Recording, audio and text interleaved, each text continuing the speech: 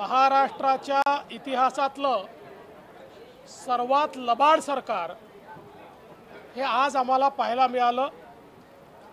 ठाकरे सरकारचं नाव हे लबाड सरकार म्हणून महाराष्ट्राच्या इतिहासात लिहिलं जाईल। याचं कारण अधिवेशनाच्या पहिल्या दिवशी राणा भीमदेवी थाटात घोषित करायचं की सामान्य शेतकऱ्याचे जे काही विजेचे मीटर आहेत, कनेक्शन आहेत, ते कापण्यावर आम्ही स्थगिती दिली आहे आणि शेवटच्या दिवशी शेवटचा आयटम पुन्हा तोच ठेवून ती स्थगिती उठवायची। ही सर्वात मोठी लबाडी आहे आणि ही स्थगिती उठवण्याकरता दिलेली कारणं पूर्णपणे चुकीची आहेत, विसंगत आहेत, असत्य आहेत। त्याच्यावर देखील आम्ही हक्कभंग निश्चितपणे आणू। पण महाराष्ट्रातल्या सामान्य शेतकऱ्याला, गरीब वीज ग्राहकाला, ग्रामीण शहरी भागातल्या नागरिकांना या सरकारने आज विजेचा शॉक दिला आहे आणि म्हणून हे लबाड सरकार आहे। शेतकऱ्याला या अधिवेशनाच्या माध्यमातून आम्ही मागणी करत होतो की तुम्ही म्हणता बंद दाराआडची चर्चा, दाराबाहेरची चर्चा, मग ज्या शेतकऱ्याला बांधावर जाऊन कर्जमुक्त करतो म्हणून सांगितलं होतं, 50,000 25,000 देतो म्हणून सांगितलं होतं, एक नवा पैसा त्या शेतकऱ्याला दिला नाही।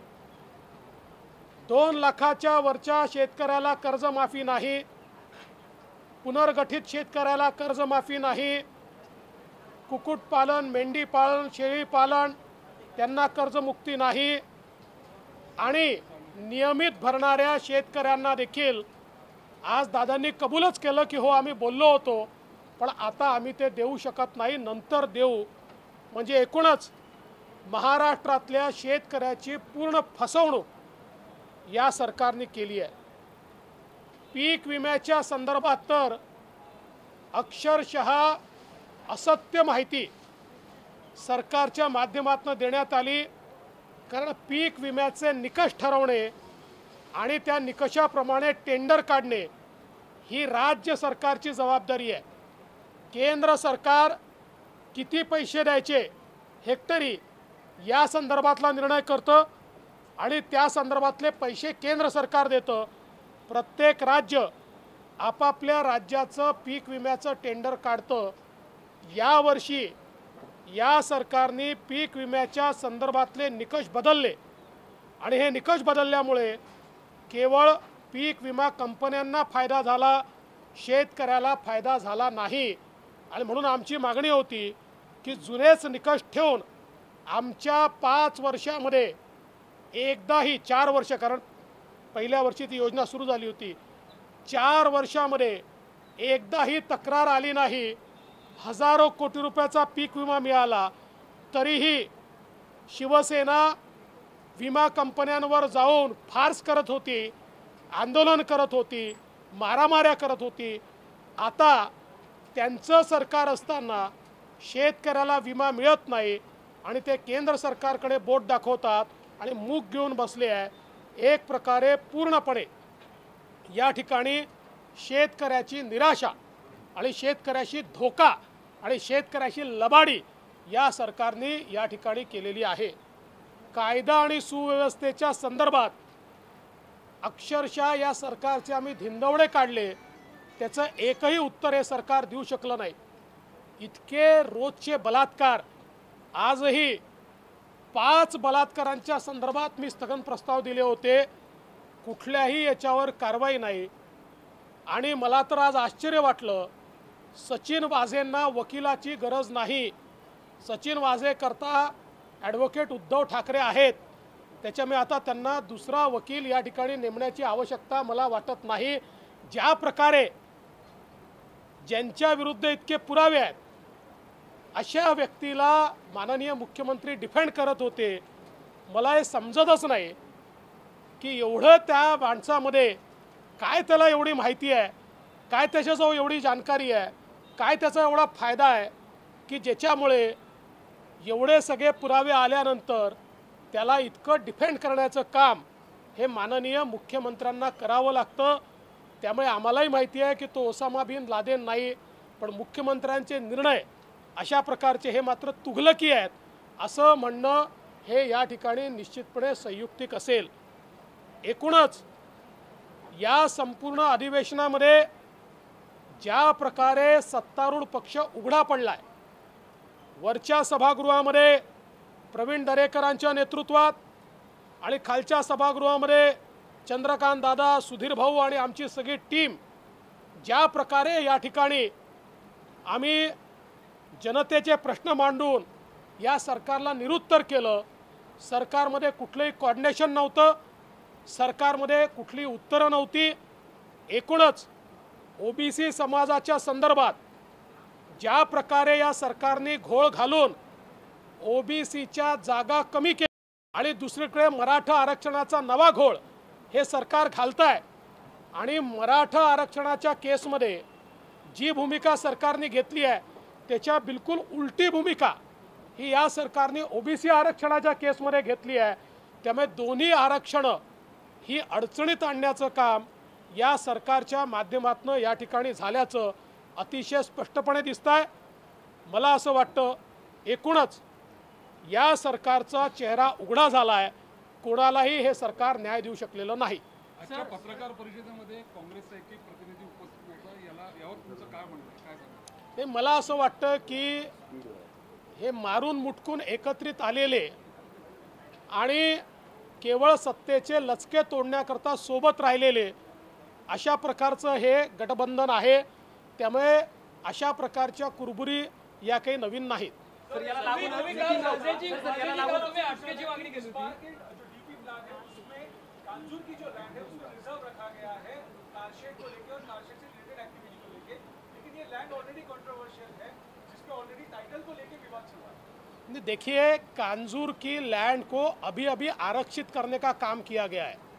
डीपी के बाद स्पेशल 37AA का पावर यूज करके इसके ऊपर आरक्षण डालने का प्रयास किया गया है, जिसको कई लोगों ने उसमें अपनी ऑब्जेक्शन भी रेस किया था और विशेष रूप से एनवायरमेंटलिस्टों ने अपना ऑब्जेक्शन लिया था कि वहाँ पर बर्ड सेंचुरी है, वहाँ पर ये वेटलैंड है और इसलिए ऐसा कोई काम वहाँ नहीं हो सकता, लेकिन बावजूद उसके ये रिजर्वेशन वहाँ पर डाला गया है। सर नितीन राऊतच्या मुख्यमंत्र्यांनी पत्रकार परिषद घेतली, गेल्या आठवड्यामध्ये राज्यपालांच्या अभिभाषणाला उत्तर दिलं, त्यानंतर त्यांनी कुठलाही संवाद सभागृहात केलेलं दिसत नाही, त्यांची भूमिका होती। माननीय मुख्यमंत्री या सभागृहाला गांभीर्याने घेत नाहीत, ते सभागृहातही आले नाहीत आणि त्याहीपेक्षा महत्त्वाचं असं आहे की मुख्यमंत्र्यांचं एक काम असतं, सभागृहामध्ये तणावाची स्थिती आल्यानंतर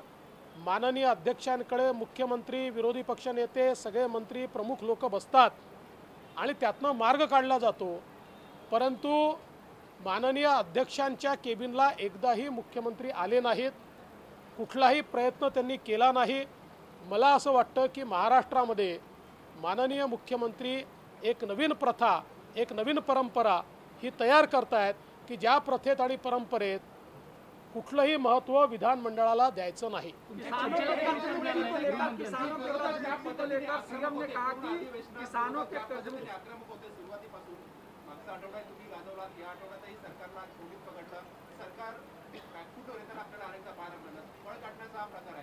शंभर टक्के सरकार बॅकफूटवरही होतं आणि सरकारने पळ देखील यातनं काढलेला आहे। हे अधिवेशन फेसच करू शकत नाही आणि म्हणून आम्हाला पहिल्या दिवशीपासून माहिती होतं अधिवेशन जेवढं छोट्यात छोटं करता येईल तो प्रयत्न त्यांनी केला, पण त्यांनी छोटं केलं तरीही आम्ही प्रभावीपणे मुद्दे मांडले आणि म्हणून सरकारला पळ काढावा लागला।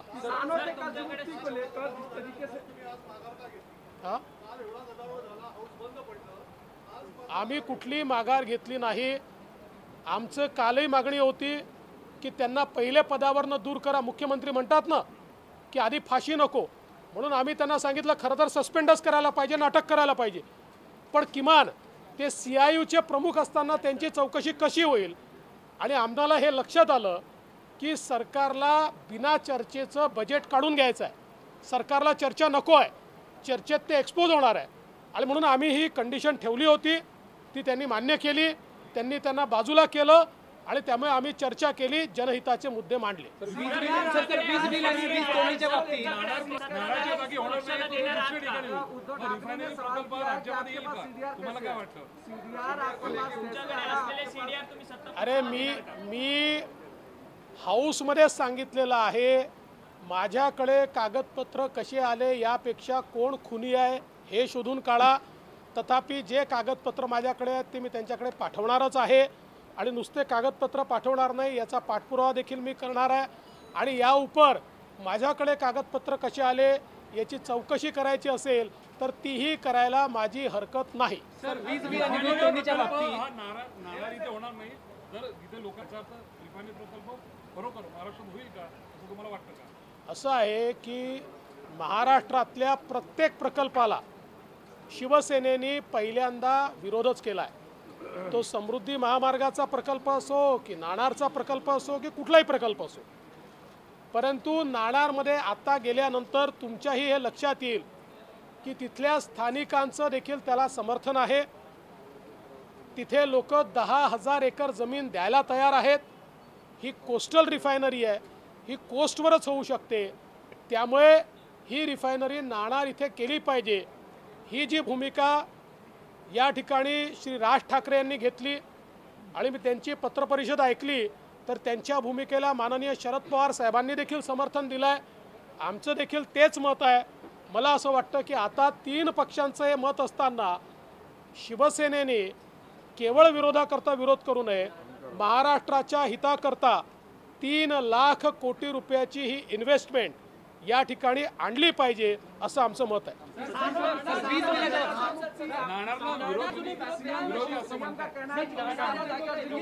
असं आहे, कुठलाही प्रकल्प करताना काही लोकांचा विरोध असतो. बिना विरोधाचा एकही प्रकल्प नाही. पण राज्यकर्त्यांचं काम असतं की त्या लोकांशी संवाद करणे, तो विरोध का बरं आहे ते समजून घेणं आणि त्या विरोधातला जो काही विरोधाचा भाग आहे तो बाजूला काढून हा प्रकल्प करणं. आता पर्यावरणाचा विषय या ठिकाणी सांगितला. जी काही गुजरातमध्ये रिफायनरी आहे ती जुन्या टेक्नॉलॉजीची असून देखील त्या भागामध्ये, जामनगरच्या भागामध्ये सर्वात चांगला आंबा होतो. अगदी कोकणाच्या ग्रेडचा आंबा होतो आणि एक्सपोर्टचा आंबा त्या ठिकाणी होतो.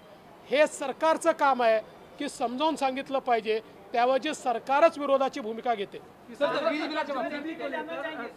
ने कहा कि जो आपने कहा वो झूठा है, हमने किसानों की कर्ज मुक्ति की है, विरोधियों की कर्ज मुक्ति नहीं की है. देखिए, माननीय मुख्यमंत्री जी ने जो कहा, मैं सवाल पूछना चाहता हूँ मुख्यमंत्री जी को कि जिनके कर्ज का पुनर्गठन हुआ उनको आपने कर्ज माफ़ी दी क्या? 2 लाख के ऊपर वालों को कर्ज माफ़ी आपने दी क्या? ट्रैक्टर, पोल्ट्री, डेयरी, इन किसानों को आपने कर्ज माफ़ी दी क्या? आपने घोषित किया था जिन्होंने नियमित पैसा भरा है उनको 50,000 रुपये देंगे, उनको दी क्या? महाराष्ट्र में 1,30,00,000 किसान है, जिसमें से कम 80 लाख किसान ये कर्जा लेते हैं. अभी तक केवल आपकी कर्ज माफ़ी में 29 लाख किसान आए हैं. तो कौन से किसान कर्जे से मुक्त हुए? और ये कहा गया था कि हम कर्ज माफ़ी नहीं कर्ज मुक्ति कर रहे हैं क्योंकि किसानों की आत्महत्या इससे बंद होगी.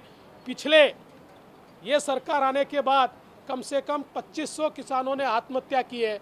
और इसलिए ये जो सरकार की बात है, ये जो कर्ज माफ़ी है, ये पूरा ढकोसला आहे. सर, वीज बिलाच्या बाबतीत कधी सगळ्यात पहिलं नितीन राऊतांनी घोषणा केली की आम्ही वीज माफ करू, त्यानंतर दादांनी ते रद्द केलं. परत दादा घोषणा करतात, नितीन राऊत रद्द करतात.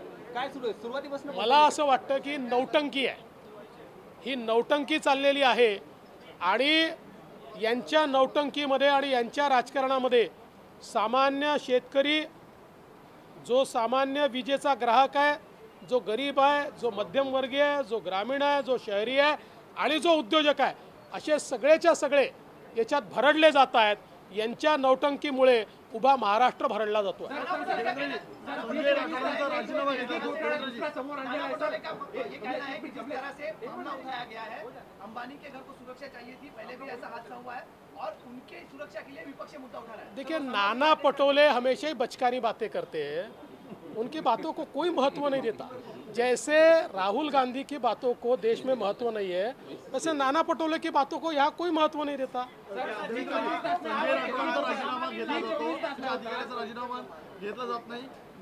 तब्बल 9 वेळा सभागृहात तहकूब केला जाता. हा अधिकारी सभागृहापेक्षा आणि मंत्र्यापेक्षा मोठा आहे का? हे आता असंच वाटतंय की बिचारे संजय राठोड, ठीक आहे, काय चूक झाली असेल नसेल, जे काय असेल ते तपासात येईल, त्यांच्या क्लिप्स असतील नसतील, पण त्यांचा मात्र राजीनामा हा घेतला जातो. ते मंत्री असतात तरी त्यांचा राजीनामा घेतला जातो आणि त्याच वेळी API वाझे यांना मात्र पूर्ण आशीर्वाद दिला जातो. कारण संजय राठोड हे सरकारला हलवू शकत नाही, सरकारला घालवू शकत नाही. API वाझेंजवळ निश्चित असं काहीतरी आहे की ते सरकारला हलवूही शकतात आणि घालवूही शकतात. तुम्ही म्हणलं तुम्ही माझ्याकडे दुसरा तेलगी घोटाळा समोर आणला होता, त्या प्रकरणात गांभीर्याने कारवाई होत नाही, तुम्ही हा मुद्दा उपस्थित केला होता. अनेक सामान्यांच्या जमिनी या ठिकाणी केलेल्या आहेत, मात्र सरकार गंभीर घेत नाही. अतिशय गंभीर अशा प्रकारचा घोटाळा आहे आणि हा नाशिकच्या पलीकडे असू शकतो. सरकारला आम्ही हा लक्षात आणून दिला, आम्हाला सांगितलं कारवाई होते आहे, पण ज्या प्रकारे कारवाई केली पाहिजे त्या प्रकारची कारवाई होताना दिसत नाही. सर, सचिन वजीर को कहा गया है कि वो ओसामा बिन लादेन जैसी स्थिति बना दी गई विपक्ष द्वारा. ओसामा बिन लादेन नहीं है, जो भी जांच होगी सामने आएगा, कार्रवाई होगी. दूसरा सर, राठौड़ वाला सवाल भी हिंदी में. देखिए, मुझे ऐसा लगता है कि सचिन वाजे इनको अब एडवोकेट की ज़रूरत नहीं है, क्योंकि उनके लिए बैटिंग करने को और उनकी केस प्लीड करने को स्वयं मुख्यमंत्री जी लालयित दिखते हैं. जिस प्रकार से वो API सचिन वाजे का बचाव कर रहे थे, मुझे तो बड़ा आश्चर्य लगा. क्या CM साहब के पास कोई ब्रीफिंग नहीं होती? स्वयं ATS ने 302 का गुना, 120 का गुना ये दाखिल किया हुआ है. इतना गंभीर प्रकरण है और ऐसे प्रकरण में जिस प्रकार से उनको बचाने का प्रयास हो रहा है, और आश्चर्य की बात है, देखिए, हमारी मांग थी संजय राठौड़ ने इस्तीफ़ा देना चाहिए और उन्होंने दिया, लेकिन संजय राठौड़ का इस्तीफ़ा होता है और वाजे पे कार्रवाई नहीं होती, क्योंकि संजय राठौड़ न सरकार हिला सकते हैं न सरकार गिरा सकते हैं. मुझे ऐसा लगता है कि वाजे के पास ज़रूर ऐसा कुछ है कि वो सरकार हिला भी सकते हैं और सरकार गिरा भी सकते हैं. आहे आणि माझ्याकडे संपूर्ण पुढील माहिती सुद्धा आहे. आज तुम्ही CDR काढलेला आहे. या पुढील काळामध्ये जी माहिती आहे त्यामध्ये मातोश्री असेल किंवा मुख्यमंत्र्यांचा थेट सहभाग आहे का? मला असं वाटतं की असा प्रश्न विचारणं देखील योग्य नाही आहे. जी काही माझ्याजवळची माहिती आहे ती ATS कडे जाईल. सरकारच्या कामाची पद्धत अशी असते की विरोधक सरकारकडे कागदपत्र मागत असतात, ते सरकार तुम्हाला कागदपुरावा मागतंय. हे देखील खरंच आहे. म्हणजे वारंवार विरोधी पक्षनेत्याकडे जे पुरावे असतील ते द्या, जे पुरावे असतील ते तर देणारच आहे, सभागृहातच दाखवले आहे. अरे पण तुम्ही काय करताय? तुम्ही काय झोपलात? या ठिकाणी मला आश्चर्य वाटतं, जो उठला तो विरोधी पक्षनेत्याने पुरावे द्या, विरोधी, मग तुम्ही काय करायचं? माशा मारायच्या? त्यामुळे मला असं वाटतं जे पुरावे ते नक्कीच देऊ. पण जिथं वाजेंचं नाव येतं, जिथं वाजेंवर प्रश्न येतो तिथं मुख्यमंत्री देलकरांबद्दल स्पष्टीकरण देतात की ही हत्या आहे, तर ही आत्महत्या आहे. प्रत्येक वेळी उत्तर याच्यावर एकच मला प्रश्न विचारायचा आहे. देलकरांची आत्महत्या होऊन इतके दिवस झाले, वाझेचं नाव आल्यानंतरच त्या हत्येमध्ये, आत्महत्येमध्ये FIR का दाखल झाला? तोपर्यंत का झाला नाही? मला असं वाटतं, मी तर ओपन चॅलेंज दिलं होतं की भाजपच्या नेत्यांची नावं, भाजपच्या सांगा कुठल्या नेत्याची नावं. माझं ते त्यांचं जे काही पत्र आहे ते पत्रच होतं. एकाही नेत्याचं नाव सांगू शकले नाहीत. त्यामुळे सरकार त्याच्यात उघडं पडलं. बघा, डेलकर असो की कोणी असो, घटना घडली आहे त्या ठिकाणी FIR दाखल झाला पाहिजे. तो पूजा चव्हाणमध्येही झाला पाहिजे, तो डेलकरमध्येही झाला पाहिजे आणि तो सचिन वाझेकरताही झाला पाहिजे. सर, याच्यावर म्हणणं आहे, या प्रश्नावर मुख्यमंत्र्यांचं असं म्हणणं आहे, डेलकर यांच्या प्रकरणात आम्ही आतापर्यंत गुन्हा दाखल केला नव्हता कारण कुटुंबियांची तक्रार नव्हती. काल कुटुंबीय मुख्यमंत्री कार्यालयात येऊन भेटून गेले, त्याच्यानंतर आम्ही घाई न करता तपासून तक्रार दाखल केली. मनसुख हिरेन यांच्या पत्नीने माझ्या पतीची हत्या सचिन वाझे यांनी केली असं स्पष्ट सांगितल्यानंतर देखील त्याच्यावर कारवाई होत नाही, मग मनसुख हिरेनची पत्नी ही कुठेतरी कमी आणि डेलकरांचे कुटुंबीय जास्ती असं मुख्यमंत्र्यांचा न्याय आहे का? त्यामुळे मुख्यमंत्र्यांच्या या म्हणण्याला कुठलाही अर्थ नाही. कोणाच्याही तक्रारीची आवश्यकता नसते. जिथे अशा प्रकारचे पुरावे किंवा एखादी तक्रार असते किंवा एखादा नोट असतो त्याच्यावर सुमोटो पोलीस काम करू शकतात, पण इथे सिलेक्टिव्ह काम चाललेलं आहे. सर, संसदीय मार्गाने प्रश्नांची उत्तरं मिळत नाहीये, माझ्यावर लागणार आहे का? कोरोना के मुद्दे को लेकर पिछले 10 दिनों में हाउस में चर्चा नहीं हुई है. बाहर सीएम आके कह रहे हैं कि मामला बढ़ रहा है और लॉकडाउन जैसी स्थिति पैदा हो सकती है. देखिए, कोरोना के मामले में जो भ्रष्टाचार हुआ वो तो हमने लगातार बताया, और जिस प्रकार से भ्रष्टाचार उसकी पुस्तिका भी हमने निकाली, और कैसे मिसमैनेजमेंट हो रहा है वो भी हमने दिखाया, और पिछले बार से इस बार कैसे पैसे कम दिए ये भी हमने बताया. मुख्यमंत्री जी न सभागृह में आते न सभागृह में बोलते.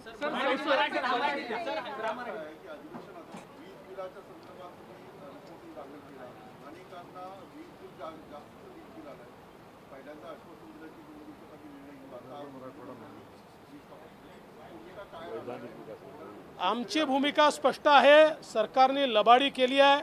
आम्ही आंदोलन स्थगित केलं होतं. आमचं आंदोलन वीज बिलाच्या संदर्भात चालू राहील, आणि त्यासोबत या सरकारने विदर्भ मराठवाड्याशी जी बेईमानी केली आहे, वैधानिक विकास मंडळ रद्द करून या ठिकाणी आता ज्याप्रमाणे सुधीर भाऊंनी सांगितलं, पुढच्या अधिवेशनामध्ये किती पैसा विदर्भ मराठवाड्यात खर्च झाला याचा हिशोबच आता द्यावा लागणार नाही. ही जी काही बेईमानी केली आहे, या बेईमानीच्या विरुद्ध देखील विदर्भ मराठवाड्यामध्ये आम्ही आंदोलन करू. 10 दिवसामध्ये कोरोना बद्दलचं प्रकरण काही एवढा मोठा विषय हा ऐकायला आला नाही, म्हणजे विरोधी पक्ष ज्याच्यामुळे मर्यादा होतात त्याचाच उल्लेख नाही. असं आहे की आमच्या मुख्यमंत्री आणि मंत्रिमंडळाचं मला लक्षात येतं, अधिवेशन जवळ आलं की कोरोना गंभीर होतो, अधिवेशन सुरू असलं की तो गायब होतो, अधिवेशन संपलं की पुन्हा कोरोना त्या ठिकाणी आपल्याला पाहायला मिळतो. हा राजकीय कोरोना आहे का असा प्रश्न निर्माण होतो. पण मी एक जबाबदार विरोधी पक्षनेता आहे, त्यामुळे मी असं सांगेन की कोरोनाच्या केसेस राज्यात ज्या आहेत त्याच्याकडे नीट लक्ष दिलं गेलं पाहिजे. महाराष्ट्रातील number 1 news website tv9marathi.com 11.9 million युजर्ससह पहिल्या क्रमांकाची मोहोर. बातमी महाराष्ट्राच्या हिताची, बातमी तुमच्या काळजीची. प्रत्येक बातमी सुपरफास्ट, प्रत्येक बातमीचे पैलू वेगवान, तथ्यांवर आधारित बातम्यांचं रोखठोक विश्लेषण. लॉग ऑन करा मराठीतील नंबर 1 न्यूज वेबसाईट tv9marathi.com.